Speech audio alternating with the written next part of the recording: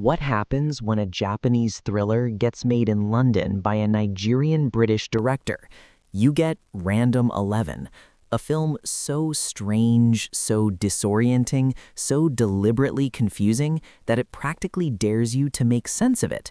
This is a movie where the language doesn't match the location, the hypnosis doesn't match reality, and the ending doesn't match, well, an ending. Buckle up. This one's weird. Picture this.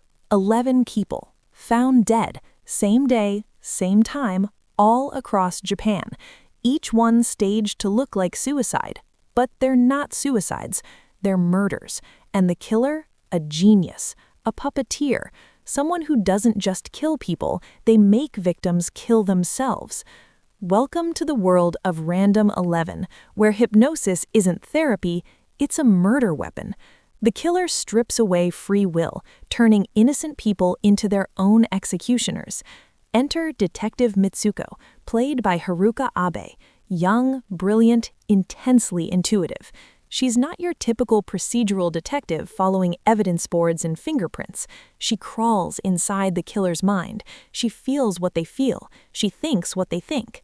And her superiors? They're not impressed. Because while Mitsuko makes bold psychological deductions, the body count keeps rising.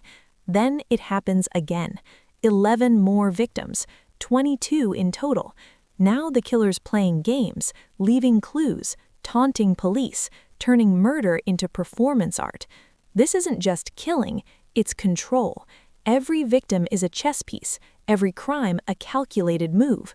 Mitsuko understands the pattern, she sees the psychology, but predicting the killer's exact move, that's where it gets messy.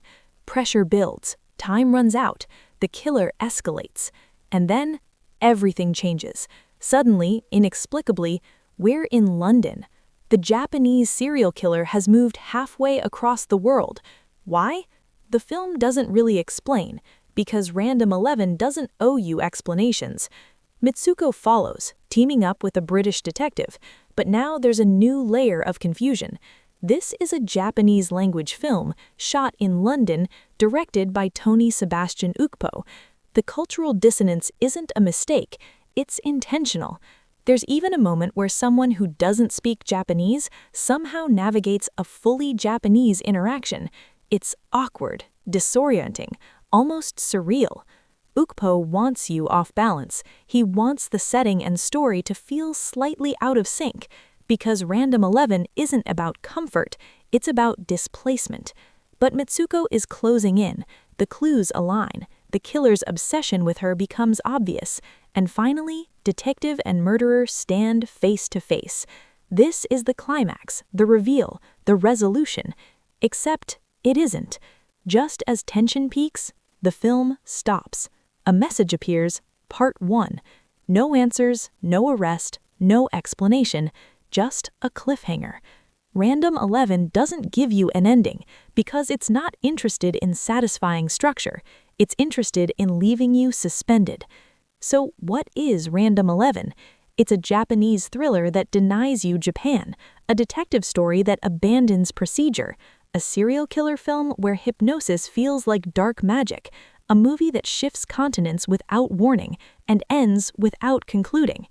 It's anchored by Haruka Abe's committed performance as Mitsuko, a detective who sees into darkness even when the film refuses to let us see clearly.